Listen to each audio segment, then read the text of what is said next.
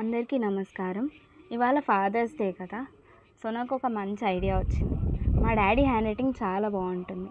So, అది video తీసి పెడితే ఎవరికైనా ఉపయోగపడుతుంది కదా అని ఆలోచన వచ్చింది.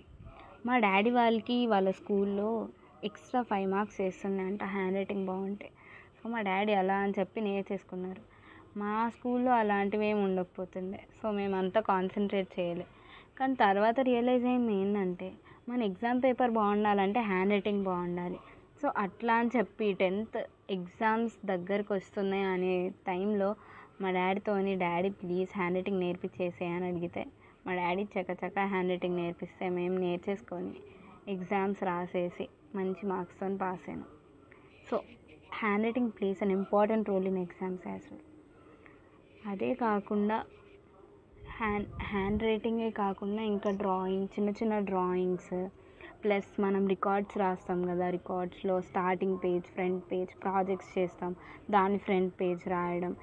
ఈ మధ్య అందరూ కంప్యూటర్స్ అవి ఇవి వాడుతున్నారు, కానీ మేము 10th దాకా మా ప్రాజెక్ట్ సేవ్ చేసినా కానీ ఫ్రంట్ పేపర్లో మేము కట్ మార్కర్స్ ఉంటాయి కదా, దాంతో మా డాడీతో రాపిచ్చేదాన్ని నేను.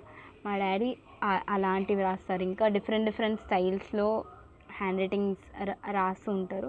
సో, అట్లా నాకు ఎక్కువ మార్క్స్ వచ్చేవి వాటిలో కూడా. సో, అవన్నీ వీడియోస్ తీసి పెడితే ఉపయోగపడతాయి కదా ఎవరికైనా అని చెప్పి నేను ఆలోచిస్తున్నా. ఇంకా నెక్స్ట్ ఇప్పుడు తెలుగు వర్ణమాలతో స్టార్ట్ చేసినాం. నెక్స్ట్ వీడియోలో మీకు ఏం కావాలో మీరు కామెంట్ సెక్షన్లో మెన్షన్ చేయొచ్చు. ఇంకా తెలుగు అయిపోయిన వెంటనే మేము ఇంగ్లీష్తో స్టార్ట్ చేస్తాం.